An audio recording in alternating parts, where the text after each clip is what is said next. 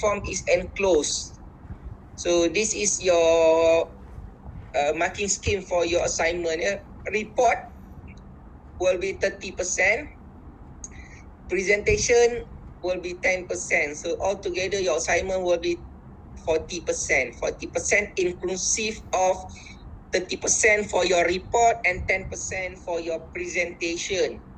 So for report, so this is the marks allocation for your report. Report, presentation and appendices 10%, report contents 35%, valuation approach 1, 2 and 3. So each of the valuation approach consists of 15 marks.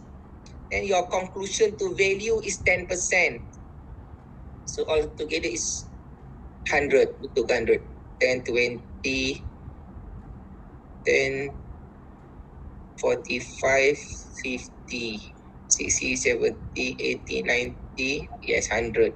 So out of your 100 marks will be multiplied with 0.3 to get 30% of your marks for your report. So as far as your presentation is concerned,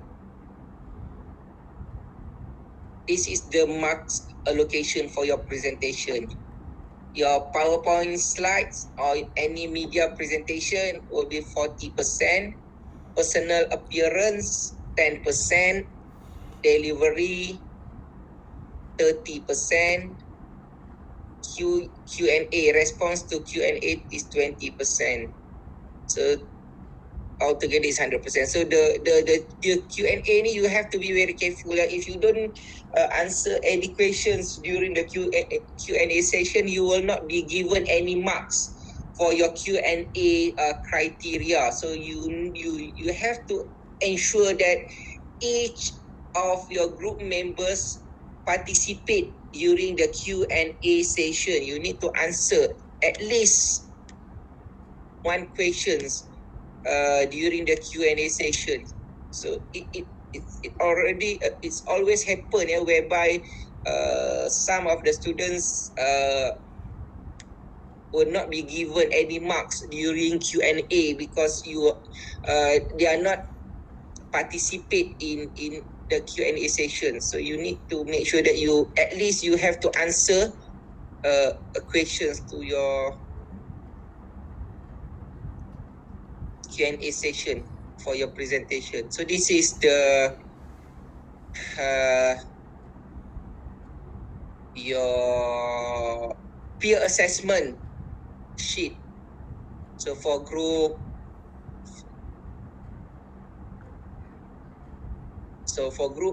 which has 5 members, you have to add on another column. So for group which has only 4 group members, so you have to assess or evaluate or give marks to your other 3 group members. So for one group which has 5 group members, so you have to add another column for this peer assessment form. So this is, so you need to put your name here, and then your metric number should be your new and old metric number. So metric number, you put it here, new. So and then because from now on in your marks sheet in the system, UM will be using your new metric number. So since we are in the transition period, sometimes some of the lecturers still confused about your metric numbers. So it's better for you to put both your new and your old metric numbers. So we put it here, old and new. So for this assignment task or assignment, do you have any question to ask? Sir, I have one question. Okay. For the content of the assignment, there is one section that requires us to look at the general economic outlook, right? So that one, do we need to take into consideration the condition of COVID-19 and the effect of COVID-19 to the economy? It depends on your date of valuation and where where do you do the report. So because the report has to be realistic. So let's say if you are doing the valuation during the pandemic COVID-19, so you shall consider the impact of COVID-19 to your to the company that you are going to value. But please bear in mind, because in valuing a company, depends on the purpose of valuation. So let's say for merger and acquisition. So for merger and acquisition, normally what is important consideration in value the company is your future value of the company. So normally that's why in the report Dr. Zai has mentioned that you need to look at the intrinsic value of the company, of the business, right? Because somewhere in the instruction it is stated that you need to look at the intrinsic value. Where is the yes, with reference to the main board of Bursa Malaysia. So your group is required to analyze an intrinsic value.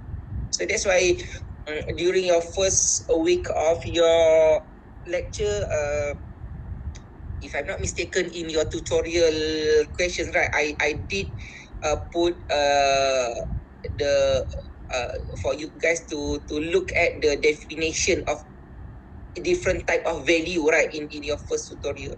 So you need to be able to differentiate different types of value. What is intrinsic value? What is market value? What is fair market value?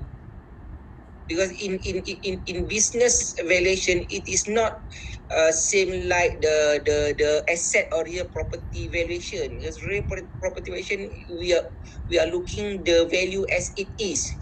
But for business valuation, it depends on the purpose of valuation. But most of the valuation will give a special attention to the future value, especially if the company is to be value for merger, for acquisition. So the potential buyer would be more interested to know what is the potential future value of the company, because they don't want to know about the current or the past value, because the reason why they want to buy the company is if the company has any potential in the future. So that's why it is very crucial for you to, let's say, to be realistic. If you are valuing a company now, so you shall take into consideration any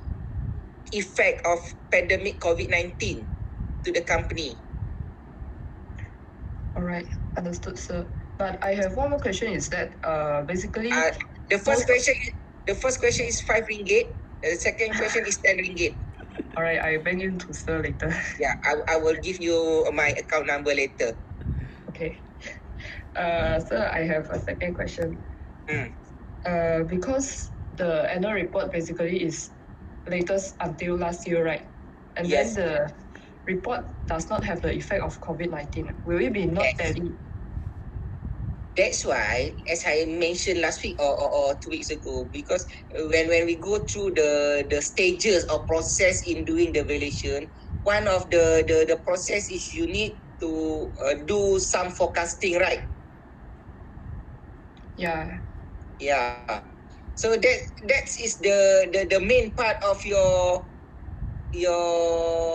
task in valuing a business, because as you said, you can only get the annual report up to the last year, depending on the company's financial year lah. But if the company's financial year is within the first quarter of this year, you shall you should be able to get the annual report. But if the company's end of financial year is from June onwards, definitely you won't be able to get their financial report or their annual report. So if that is the case, you should get the annual report up to the latest one, and then for future aspect, you need to make some forecasting lah, kan? Because in the process of valuing a business, you need to rely on the past data, and then at the same time you are also required to do some forecasting for the future. So does it answer your question? Yes, thank you, sir. I give you some discount, RM8 only.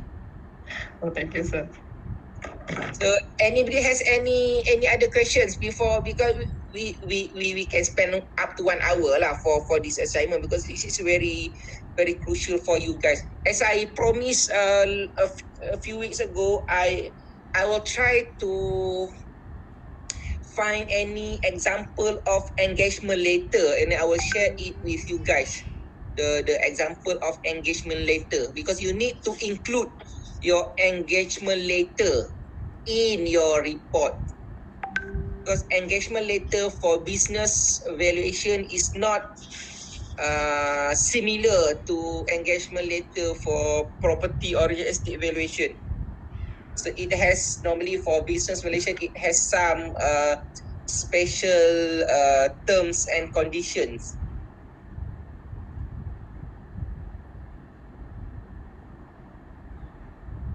Brian, do you have any question? So far, no. So far, so good. Oh, Brian was very confident. AK? AK sleep already. No, sir. Tengah cari company. Looking for a possible company. Yalah, I don't ask you to find for the company now, AK. If you are in front of me, I shall apa ni tau. Later lah. You need to discuss with your members first. Don't be too rush lah. You need to think carefully about the company that you want to select as your case study. So therefore, you need to discuss with your group members, kan? Oh yo, come on lah, AK. Don't be too dictator sangat, kan? Nobody elect you as a group leader yet. I'm not looking for any company anymore.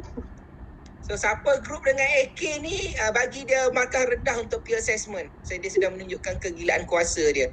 AK group mana ya? Group number 2, Min Yao, Lik Guan and Afiq. Be careful with AK. Okay. Okay, any other questions? So AK group transportation and logistic company. So you can choose any companies lah which is involved in transportation and logistic industry. Don't choose a too big company, and then don't choose too small lah. Choose a medium size of company which you can get their information from Bursa Malaysia. Alright, sir. Kan, if you go to Bursa Malaysia website, you go by the industry, you go to the main board by the industry, you should be able lah to find a company according to the industry that Tezai has listed for your assignment. The reason why we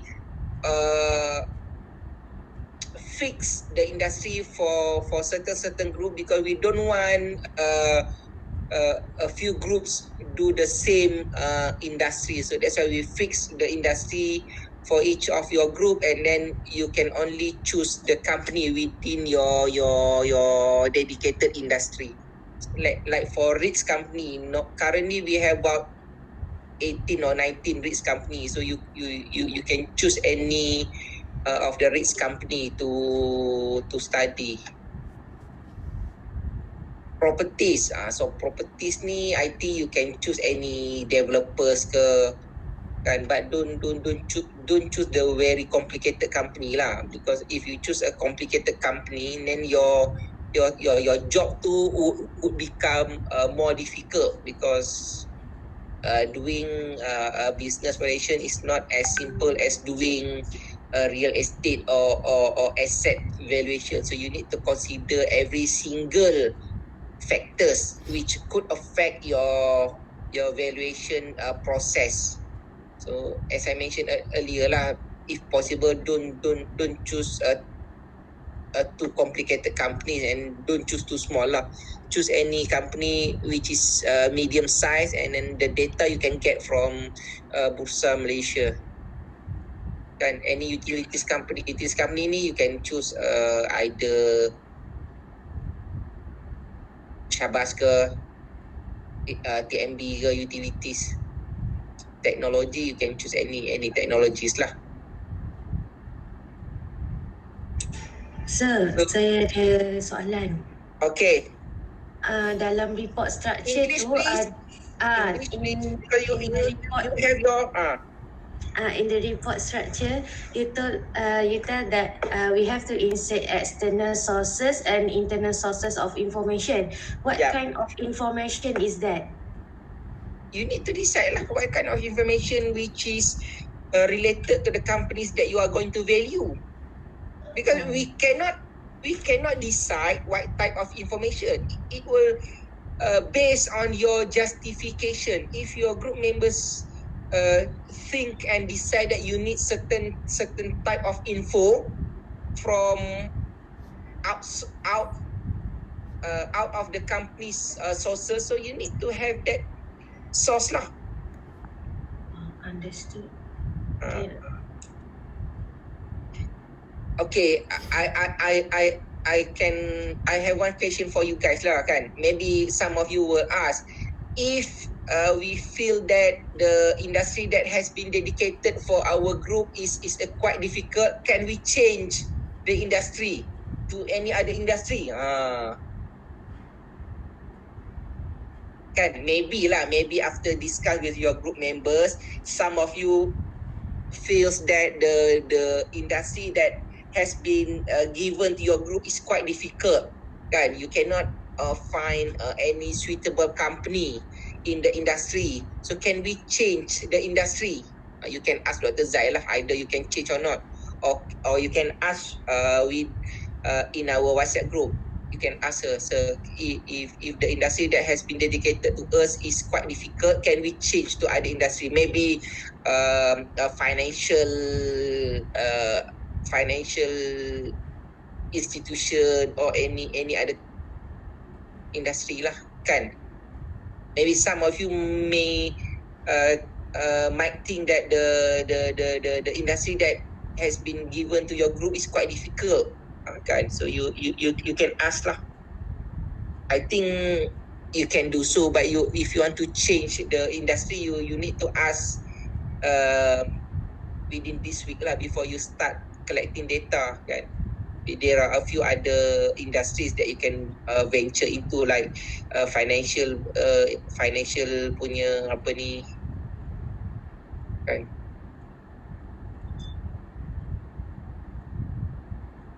So if you don't have any other questions with regards to your assignment, we shall continue with our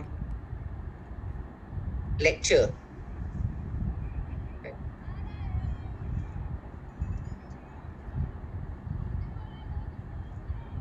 So this is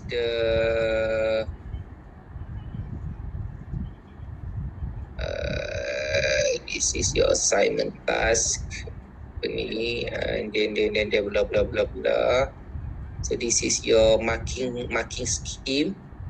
So you should know lah on what criteria you will be evaluate for your report, and what criteria you will be evaluate for your presentation. So this is basically the criteria that you will be evaluate for your report and for your presentation.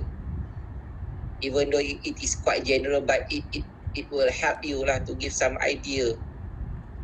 Valuation approach 1, valuation approach 2, valuation approach 3. Kan, if you see when we go through in the lecture last week, in doing the business relation, there are stages that you need to follow, right?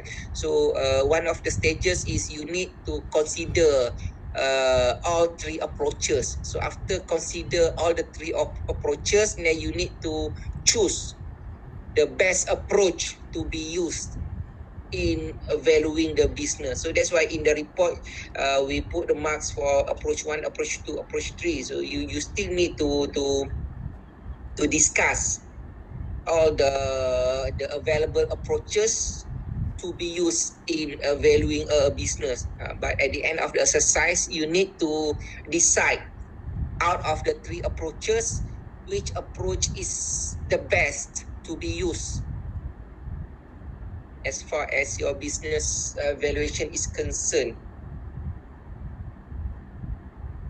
I think as far as the purpose of valuation is concerned, maybe lah one of you should ask Dr. Zai, because if I am not mistaken, as far as business valuation is concerned, there is no for the purpose of valuation, there is no sale purpose of valuation, because for business valuation, the purpose of valuation is for merger acquisition, for financial reporting. So I didn't come across a sale as a purpose of business relation. So maybe one of you can ask Dr. Zai in the WhatsApp group, because sometimes it is not good if I'm the one who asks in the group. So as a student, to show that you are alert, you know, you have studied, so maybe you could ask in the group, is there any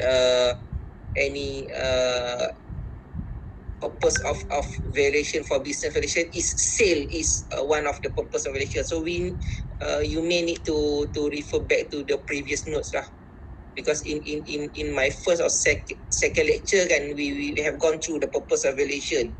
So if I've not mistaken, there is no, let me check first, there is no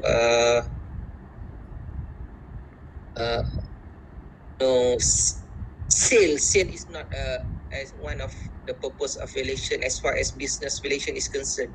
Let me just check. Blah blah blah blah, terminology, blah blah blah blah.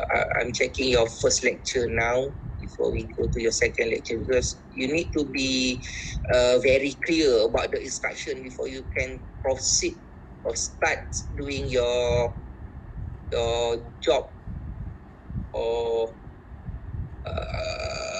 for your business valuation. Yeah, because if you look at your first lecture, slide number 29, so the purpose of business valuation is M&A. M&A is a merger and acquisition. So in the slide, it is listed that the purpose of business valuation is for merger and acquisition, for divorce, or if the company decide to separated from the main company or whatever. So for ownership interest, for taxation purposes, for dispute resolution, and for divorce. There is no sales purposes for business relation. So maybe one of you should ask in the group for the purpose of valuation for business relation. Cheng. Okay.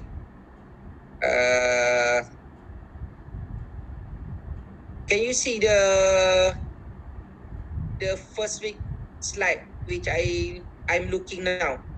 Slide number 29, the purpose of this relation. Can you guys see it or no? Yes. Yes. Yes. Because I'm sharing my entire screen with you. So when I open new screen, so you should be able to have a look at the screen. So this is the purpose of business relation.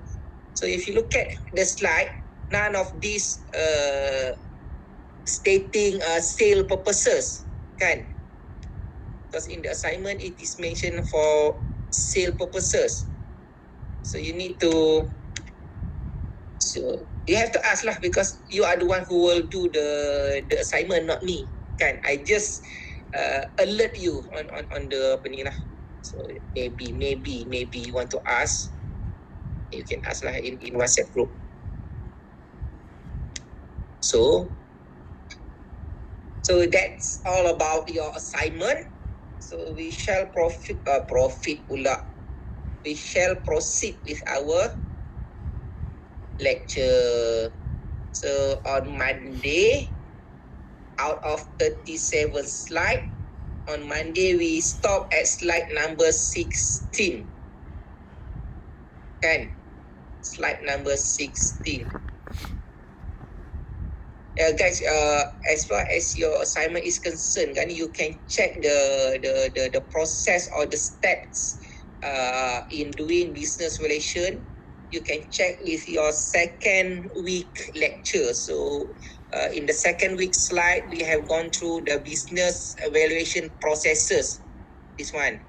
So you can check lah the process to be done in valuing a business. So I think the business, this is the approaches that you need to discuss in your assignment.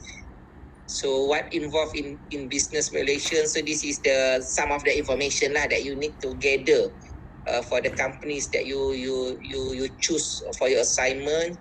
So I think for as far as your assignment is concerned, you may need to refer back to your second week lecture. So this is involved in the business relation. You need to do your financial analysis, trend and ratios. You need to compare between the company over time, the company across the industry. So you need to do some expectation or some forecasting for the future. So this is the acquisition value, liquidity. So this is the valuation process lah. So that's why in the instruction, Dr. Zai asked you to include the engagement later, because you need to define your engagement. So this is maybe you can rely on these steps in doing your valuation for your assignment, because this is already in week 3, middle of week 3. So 4, 5, 6, 7, 8, 9, 10, 11, 12. So you will only have about 9 weeks to do your assignment, because it is already middle of week 3. So let's count, you start next week, week 4, 4, 5, 6, 7, 8, 9, 10, 11, 12. So you have to submit by end of week 12. So you have about 9 weeks to do your assignment. Let's say you will need about the first 2 weeks to collect data, 1 week to analyze, 1 week to, so you need to plan your processes accordingly lah. So this is the, so you should go back lah for look at your second week lecture in doing your assignment. So should you have any questions with regards to the assignments, so you may ask in the WhatsApp group. So maybe nanti later Dr. Zai will answer, because this question is a draft by her. So she's the one who come out with the questions. So you may need to ask in the group, so that everybody will get a clearer pictures on the assignment. You don't PM her lah. You ask in the group, so that everybody can get the whole pictures on what's going on as far as your assignment is concerned. Don't be too shy to ask in the groups. Nobody will shoot you. What a nice coffee. So let's proceed with our lecture. So shall we? Or you want to have 5-minute breaks to go to the toilet? Bye. Siapa tu? Ikhwan lah tu, laju je 5 nak pergi makan nasi dah. 10:01, 10:02 lah, 5 minutes. Kan, let's grab some coffee ke biskut ke, kan, before we proceed. Kan kalau lapar kan tak masuk ilmu pula ya kawan. Faik, kau jangan bercakap. Kau masuk lambat dengan Nazri. Diam je kat situ. Jangan gelak, Faik. Faik, Din, Nazri masuk lambat. Okay, go and grab a cup of coffee ke tea ke before we start. 5 minutes from now. Okay. On the way. Sui Jong, are you okay? Sui Jong, are you okay? Okay. Why don't you on your camera? Not looking good. Be confident lah. You should proud of yourself. Don't say that you are not looking good. Always say that I am a handsome guy. Like AK. AK dia tak handsome tapi dia perasan handsome. Brian, why don't you on your camera today? You also not looking good.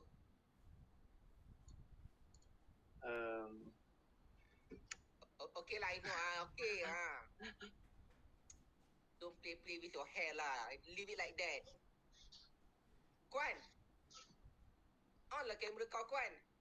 Duduk tepi pantai. Not on your camera, I will deduct 5 marks. Jangan nanti kadang-kadang tak ada pakai baju doktor. Mana boleh you masuk kelas tak pakai baju? Online class mah tekak. Yalah, betul lah online Wan. Tapi you need to properly dress lah dengan outfit dan merah rambut. Kan, walaupun online, dia if I give lecture, I can see your face. Kan, so from your body language, I can tell whether you understand or not. Ini semua matikan kamera macam mana?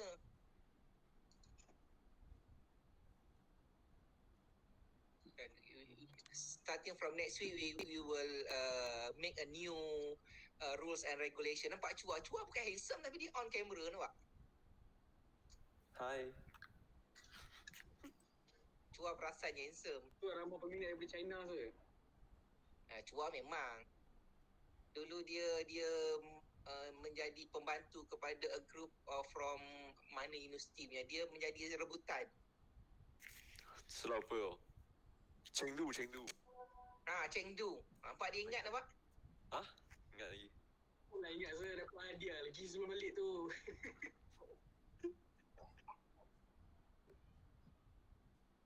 Are you okay, Chua? Yes, boss. Chua, kalau you miss lecture in the future, No, I won't. Except for emergency. emergency okay lah. Apa Brian? Kau nak cakap apa Brian?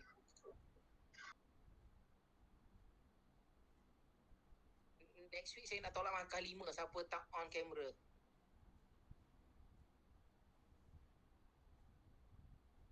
Tahu takut? You makan apa tu? Tahu. Macam sedap je.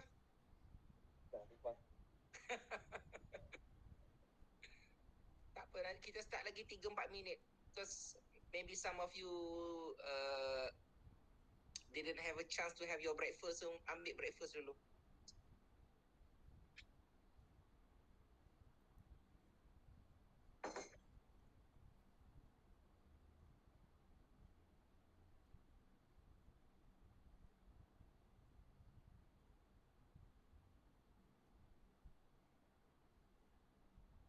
Uh, 3 more minutes before we start.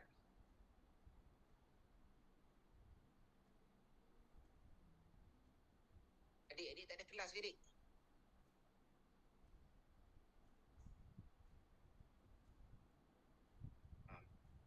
Cua call client dia. Wait, I'm in the class now. Can we arrange later? Confirm jadilah Cua. Close deal lah. Chua now a millionaire tau. We should ask Chua to take us to some prestige restaurant one day kan.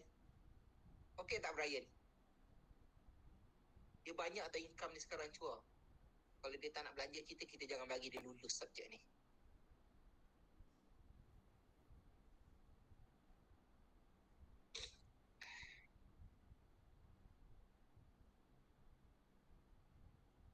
Hey guys, as far as this business relation is concerned, then sometimes it's quite difficult for you to find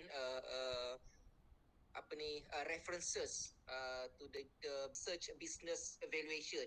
But most of the cases is from US or Canada, because US and Canada is quite advanced in business valuation compared to other countries in the world. Kan? Like Malaysia is quite is not quite like, it's very new in this business valuation transaction, because if I'm not mistaken, in Southeast Asia, the first company which is doing business relation is based in Singapore, because previously any business relation in Malaysia is done by accounting firm, if I'm not mistaken, from Singapore. But now on, we started slowly to venture into these new wings of business. So that's why it is not clear yet, kan, whose profession is as far as business relation is concerned, because everybody is claimed that they are qualified to do the business relation. Accountant will claim their part of their job. Valuer say no, because we are called a valuer, is the qualified person to do the valuation. But as far as intangible asset is concerned, there might be some question marks lah, whether valuer is competent or not to do valuation on intangible asset. Because normally intangible asset ni, there are some aspect of legal aspects. So that's why some of the intellectual property, the valuation is done by lawyer, because it involves the legal aspect of that patent or intellectual property. But as far as the other intangible asset like goodwill, going concern, that one is accountant punya specialist lah, kan, because a business relation, kan, maybe if it is the best, we should combine. Because let's say if the companies has tangible and intangible, for the tangible asset, valuer will do it. For intangible, let the accountant or lawyer do it. So it depends lah. But most of the profession ni, we don't want to share, kan, the responsibility, because sometimes it's quite apa ni lah. If you share, who's going to be responsible if there is any mistake? So in terms of appointment, it's quite tricky lah if we share between the profession. For besarnya botol air cua. So let's proceed with our lecture. So this is where we stop on Monday. So on Monday we stop at slide number 16, which is on ratio analysis. Ratios which is related to the companies that we are going to value.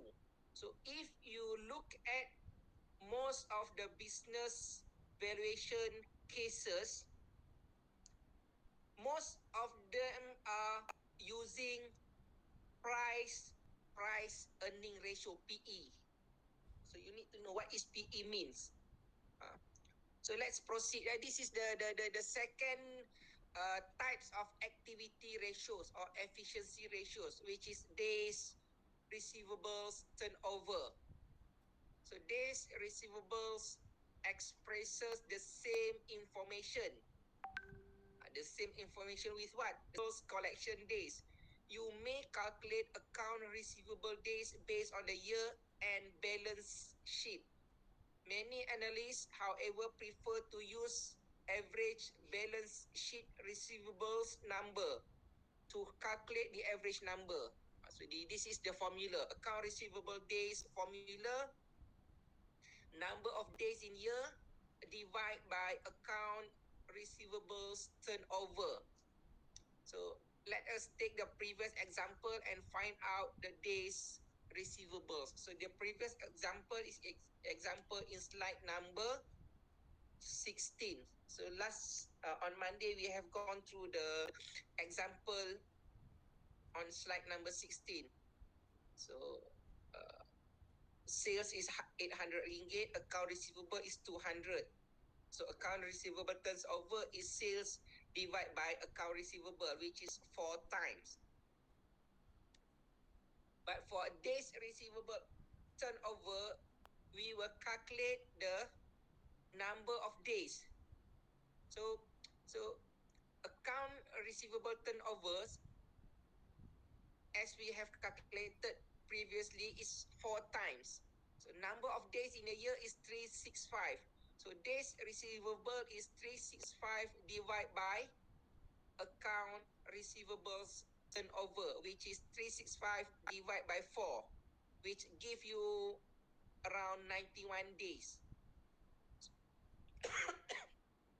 So this implies that cash, let's say if you calculate and if you calculate, then you get 60 days. So meaning that 60 days is better. So meaning that if the company only needs 60 days to convert receivable into cash, meaning that the company is more efficient in managing their days receivable turnover. So as far as days receivable turnover is concerned, the lower the number is the better. But as far as this example is concerned, the company is not very efficient in managing their days receivable turnover, because the company needs 91 days, more than 3 months, to convert receivable into cash. So it is quite dangerous lah. You may end up having problems that your receivables could turn into bad debts. So most of the efficient companies, normally they will only take less than 1 month, less than 30 days to convert receivables into cash. Meaning, this is under activity ratios and inventory turnover. This one, as I mentioned last week, actually we don't have to go through one by one very details, because you have done this topic in your first year, but maybe some of you has forgotten what you have learned 2 years ago. So that's why we take the trouble to go through again. But we don't want to spend too much time on each of the ratios. By right, you should be aware of this ratio. Some inventory turnover. So it reflects how many times the inventories are restored during the year. It can be calculated by taking cost of goods sold and dividing by inventory. So inventory turnover formula is cost of goods sold divided by inventory. So where do we get the data from? The cost of goods sold, you can get the data for cost of goods sold from income statement. So by looking at the cost of goods sold, you can get the data from income statement. So for the inventory, you can get the data or you can get the figure from balance sheet. And then you just put the figure, the amount in the formula.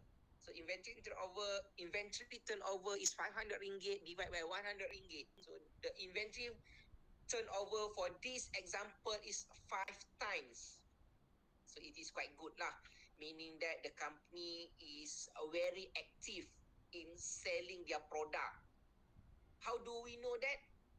It is shown by the inventory turnover, because during the financial year, the company has to top up or have to replace the inventory 5 times.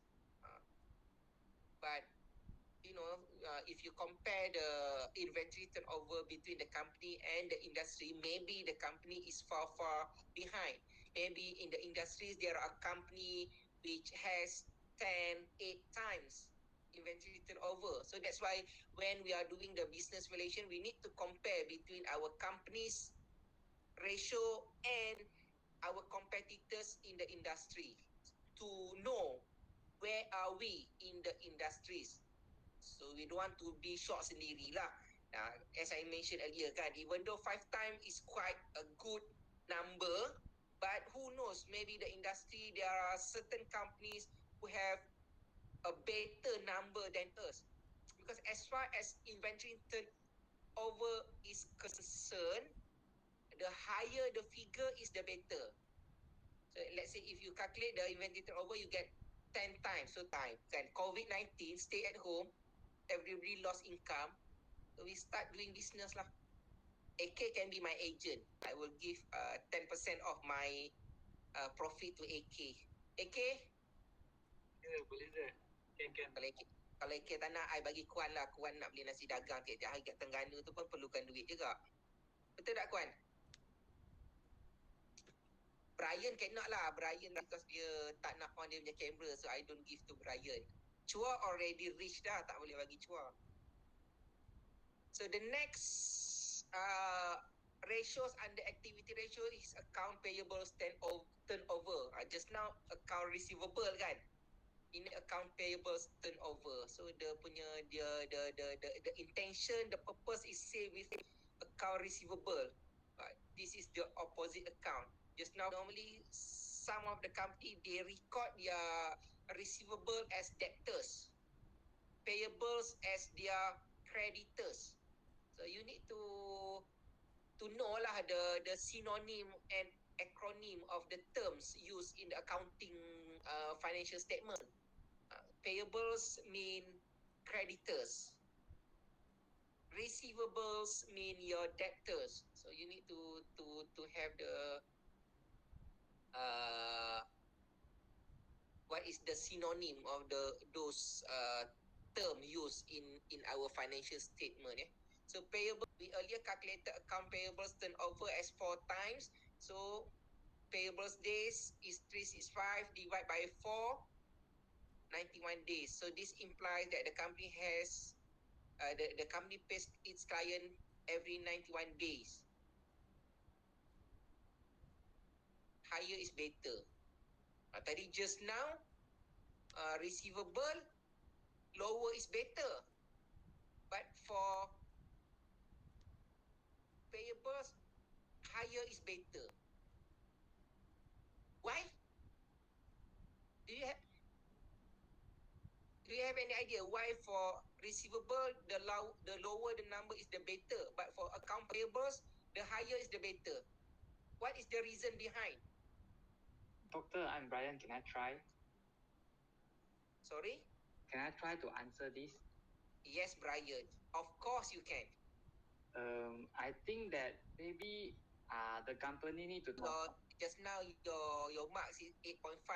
After you have adding the answer, your marks now become 7. Okay. Let's say by looking at this current ratio, you take 91 days to pay your creditors, right? So meaning that you on average, you need 3 months to pay your creditors. Let's say the amount that you have to pay to your creditor is 1 million.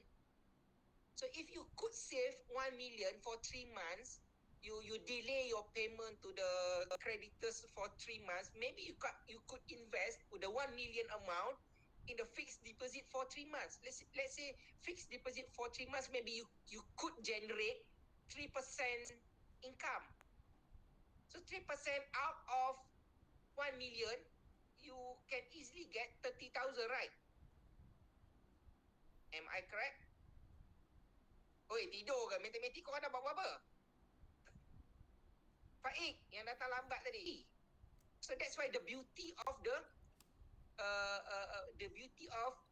delay your payment to your creditors. Because every 3 months you could be able to generate 30,000 out of 1 million. But it will depends on your amount lah.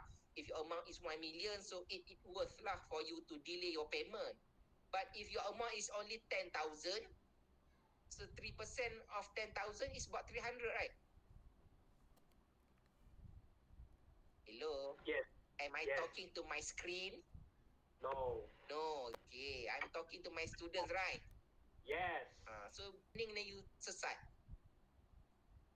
So, in answering exam questions, it should be simple and precise. Straightforward saja. Okay. Asset turnover ratio, this one I don't want to spend too much time lah. It's very simple. You can go through and then later if you don't understand, we can discuss during our tutorial next week kan. Or do you think that we should go details each of this ratio? Ratio ni banyak tau. If you want to go very detail one by one, we could end up spend the next 8 hours to go to every single ratios, because we have 5 main categories of the ratio. Each of the main category have another 5 to 6 subcategory. So altogether we have around 30 to 35 ratios to cover. You just imagine if we spend 5 minutes for each ratio, 5 minutes times by 35, how long should we spend to explain about the ratio? Because I'm not worried too much about this ratio because you have already learned about this ratio in your accounting kan. Some of you even get A for your accounting paper. So this is when you should shows whether your A is quality A or you just memorize whatever in the notes and you just throw it away during your exam kan. Kadang-kadang setengah orang ni dia hafal dalam exam dia jawab balik, tapi bila when we need to recall back the knowledge and then you couldn't recall back. So this is the time when you should show whether your A should be truly A or A for just memorizing the content of your paper tu. So this is net fixed asset turnover, equity ratio turnover.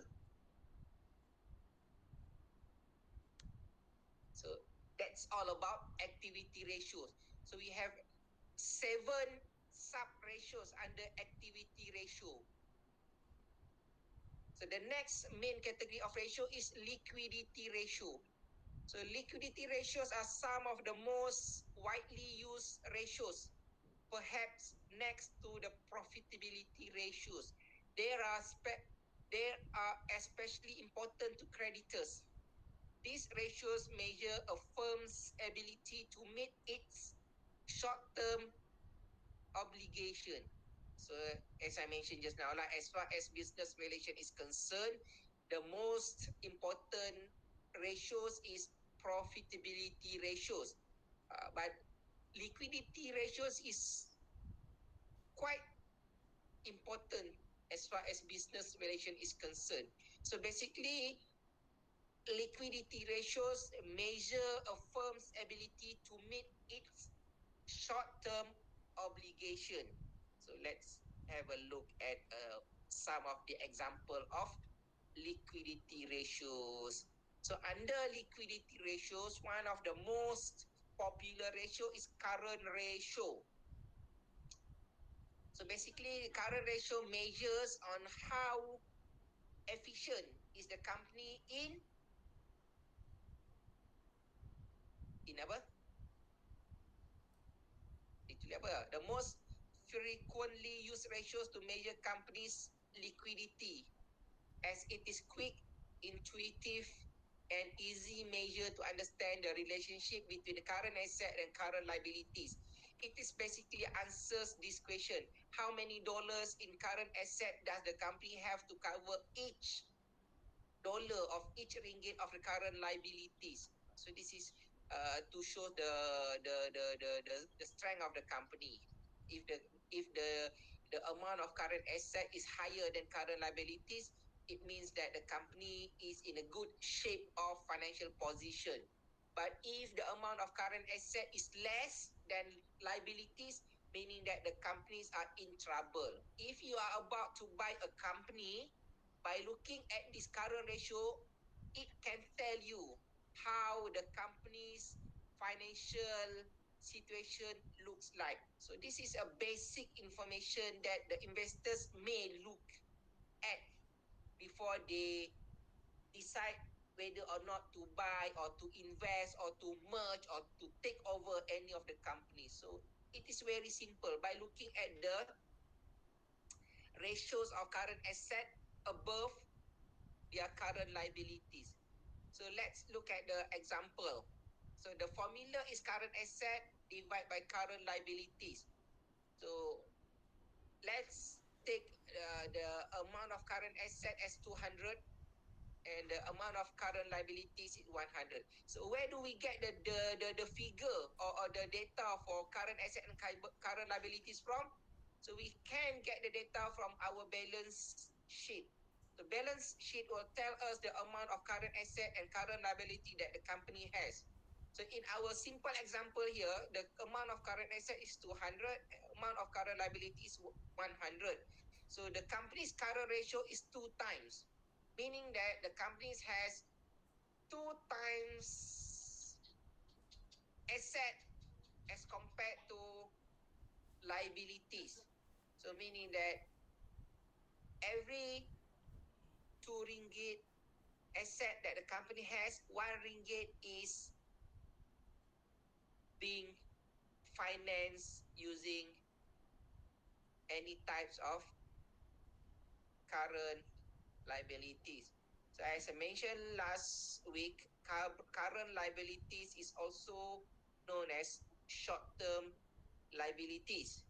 So maybe some of the companies, when they list their liabilities in the balance sheet, they don't put it as current liabilities, they put it as short-term liabilities. So short-term or current liabilities is anything that you have to pay within 1 year or less. So anything that you have to pay within 1 year, it is classified under short-term or current liabilities. Anything that you have to pay above or more than 1 year, it will be classified under non-current liabilities or long-term liabilities. So in this example, our current ratio is 2 times. So this implies that the company has $2 at current asset for every 1 ringgit liabilities. So as far as current ratio is concerned, the higher the number is, the better. So if you get a higher number, it shows that the company has a strong financial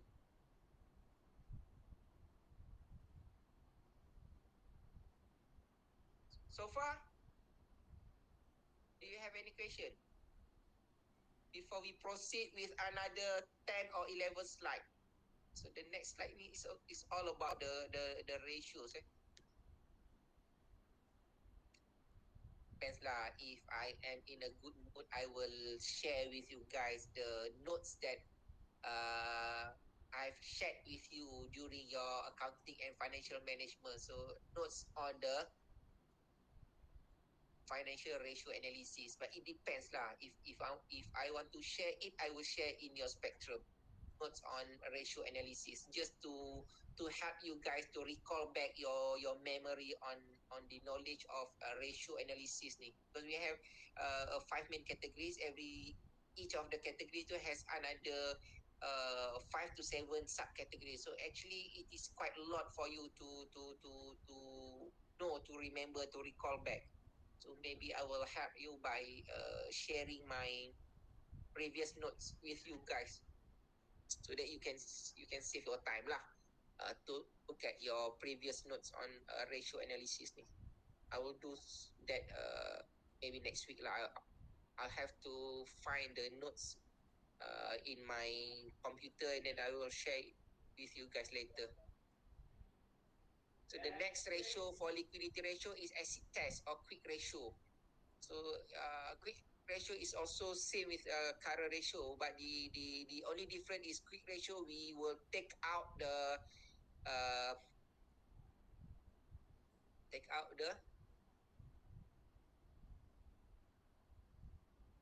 inventory from the calculation. So the next one is cash ratio. So again, it is very simple. You may understand lah just by looking at the slide. So, but if you should you have any problem in trying to understand the liquidity ratio ni, we can discuss during our tutorial. So the next type of ratio is solvency ratio. So solvency ratios is used to measure a company's ability to meet its long-term obligations. So just now current ratio is to measure the firm's ability to meet the current obligation, a short-term obligation. But for solvency ratios, it is used to measure the company's ability to meet its long-term obligations. So this is a type of solvency ratios, debt to equity ratios, or leverage ratios. So you need to go through what is a debt to equity ratio. What does actually this ratio measure? So how much debt does the firms employ in relation to its use of equity?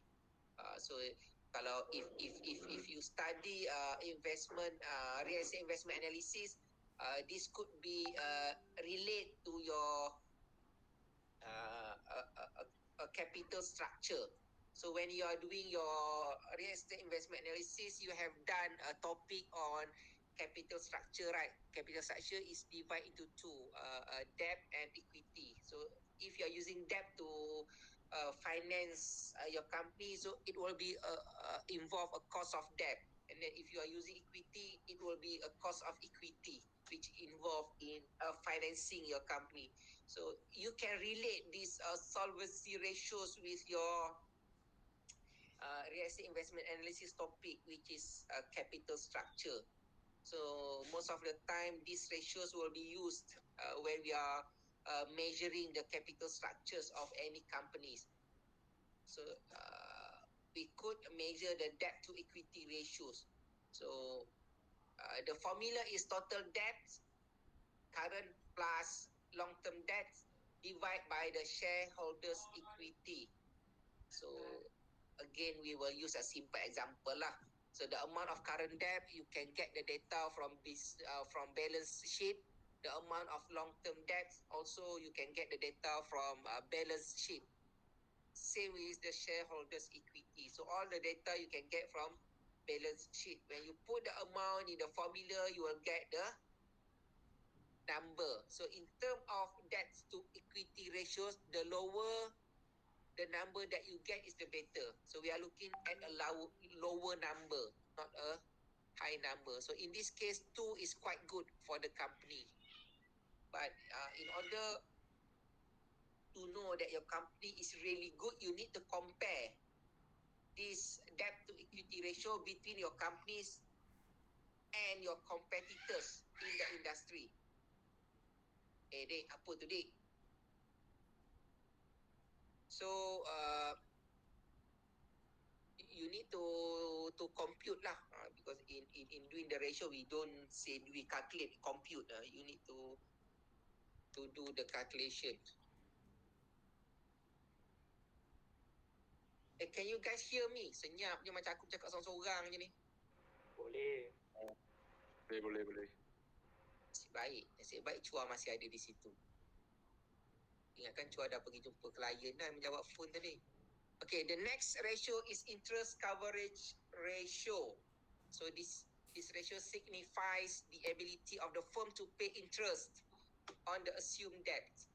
Again lah, as I mentioned kan, if your company is financed using debt ni, there will be interest involved. So this interest coverage ratio is used to measure whether the company is able to pay the interest on the debts or not.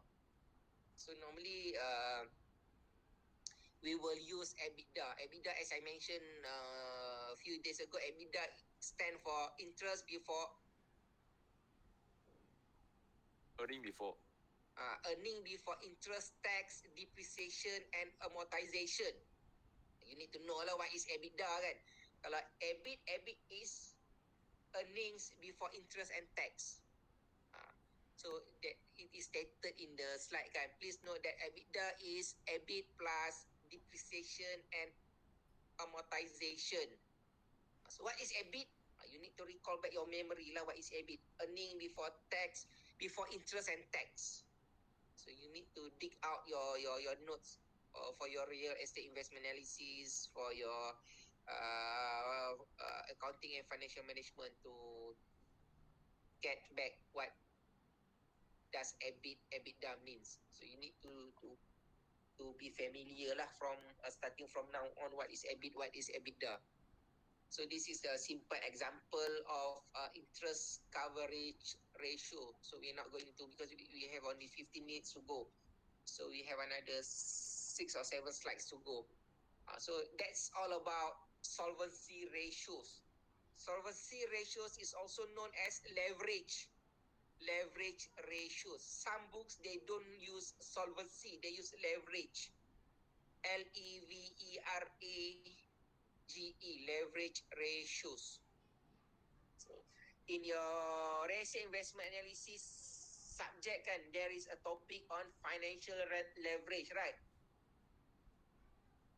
Kan, you have learned that topic, that subject with Dr. Aino, right? Ratio investment analysis. There are topics on financial leverage for your real estate investment analysis. I used to teach that subject before. Financial leverage, capital structure, cost of capital, cost of debt, cost of equity. So that all those topics can be a link to this solvency or leverage ratios. Measure whether the companies to measure the company's ability to pay debt. Yeah. The next ratios is the most important ratios as far as business valuation is concerned, which is profitability ratios. So these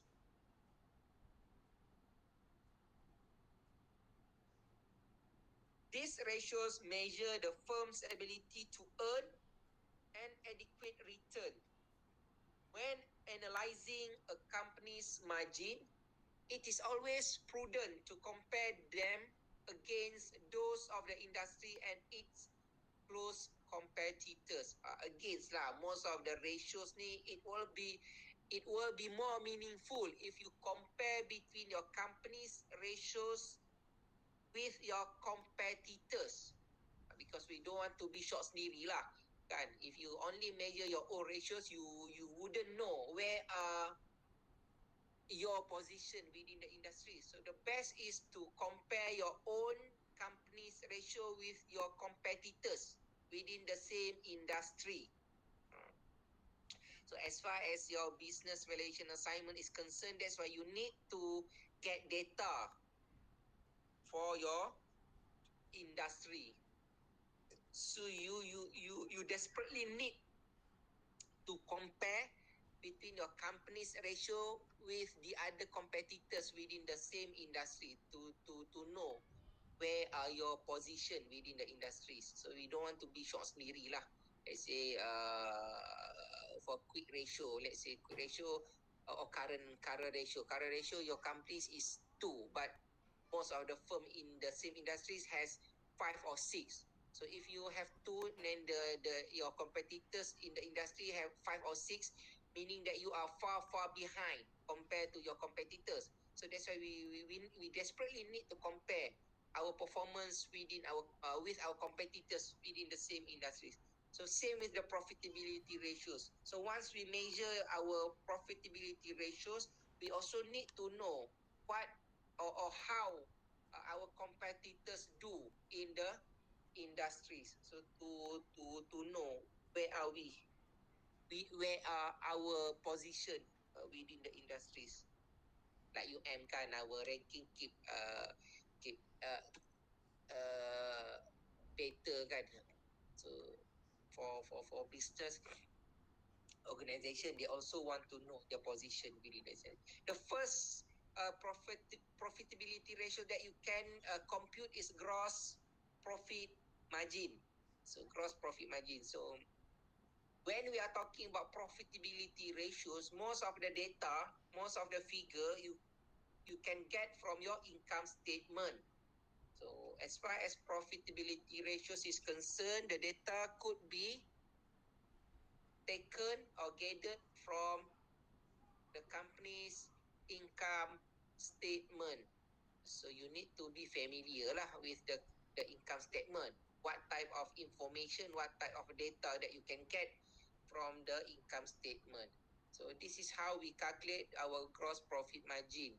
So the formula is sales minus cost of goods sold divide by sales. So we will get the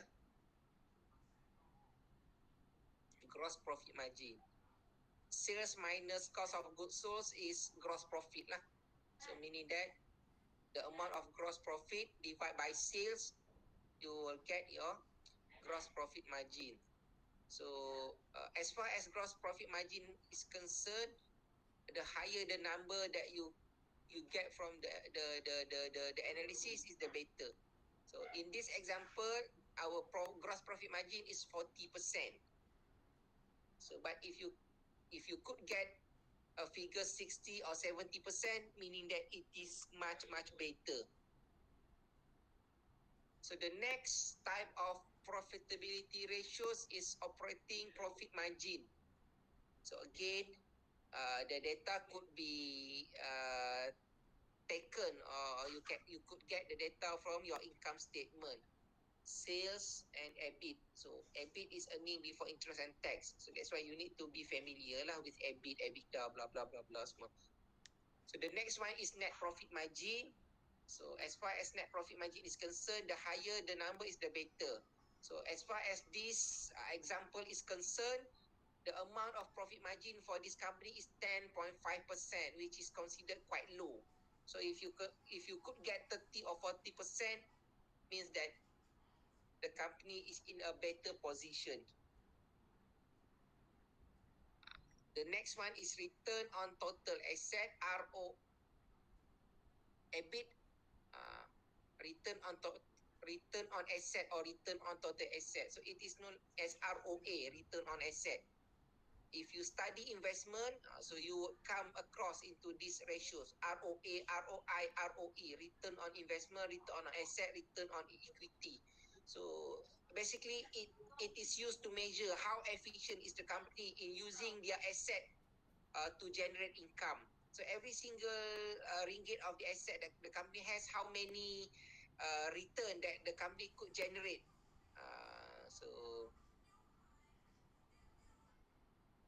So this is the example lah, kan. Again, as far as the return on asset is concerned, the higher the number is the better. So as far as this example is concerned, the company has 25% of ROA, so which is considered quite low lah. There might be a company in the industry who can generate more than 25%.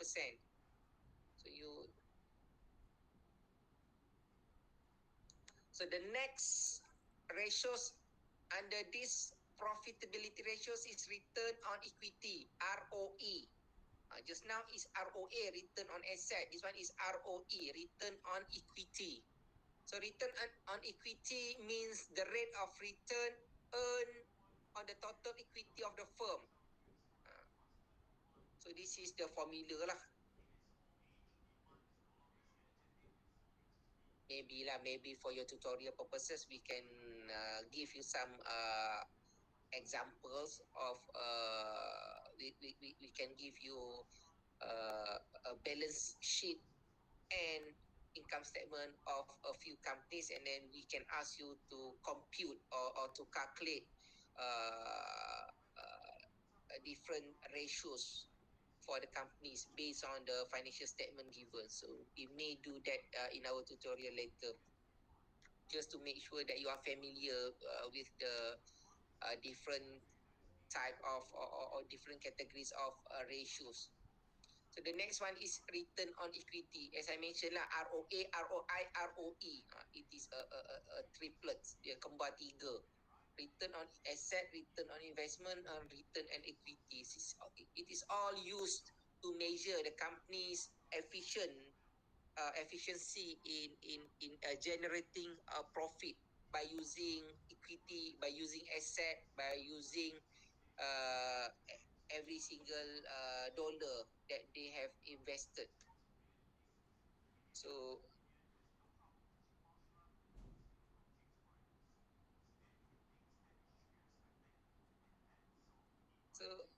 that's all for today, because next week we will continue with the other types of financial ratio.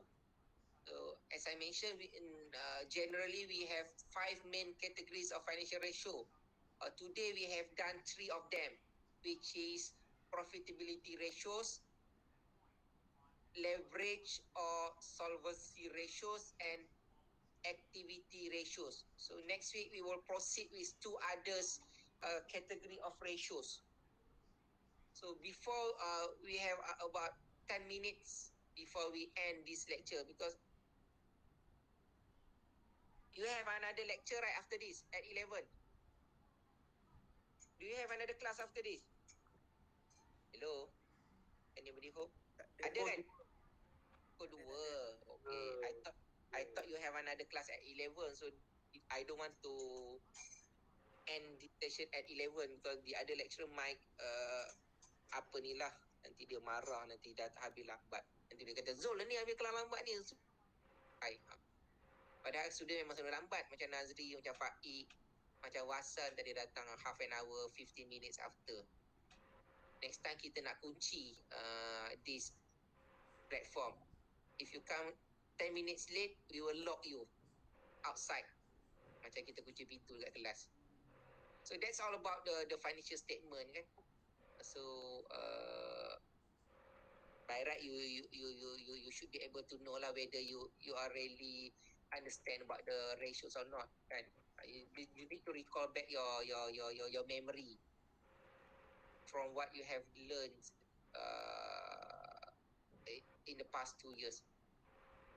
As I said lah kan, I'll try to share the notes on ratio analysis ni with you guys, but I need to find first where do I save the notes in my computer. So I will share it with you in Spectrum later. So I will let you know once I have upload the notes in Spectrum. So as far as today lecture is concerned, do you have any question to ask? No. Cepat je nak habis ya. Korang kata takkanlah lambat habis nak awal Siapa yang jawab no tu? Brian ya. Brian, you will deducted 5 marks from your final marks. Doktor bukan Bukan ya? Bukan Brian ya. Siapa? Tak tahu. Tak tahu ke? Okay, I rasa Chua lah tu. Chua memang nakal sikit. Okay. If you don't have any question, Lek Guan, kenapa kau gelak-gelak Lek Guan?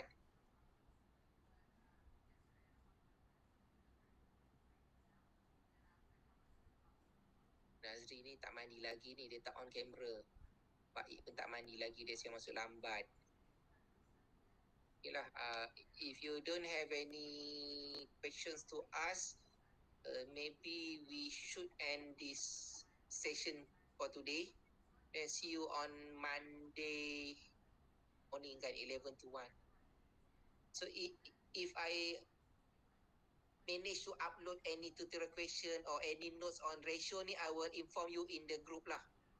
But please don't respond lah kan. If I put in the group, guys, I have uploaded notes in the Spectrum, you don't, everybody keep saying thank you, and then end up you may miss some important information within the groups kan. So you just say thank you deep in your heart. No need to type in the group kan. I know that you guys are very thankful for whatever I've done to you kan.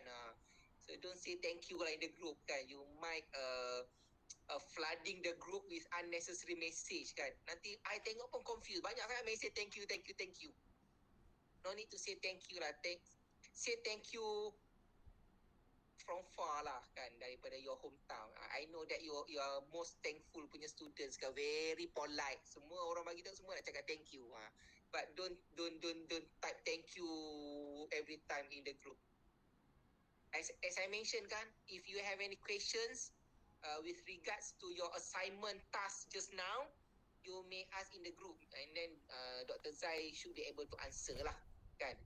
Basically, I have give you some briefing on what your assignment will looks like, the general requirement requirement of the assignment. But if you need a specific information, maybe you should you should ask in the group, so that Dr. Zai will try to answer, and then everybody will get a clearer pictures on your assignment. Because assignment is, even though it is group assignment, but each one of you has to participate, has to do the task. So everybody has to have a clearer pictures on what should you do for your assignment.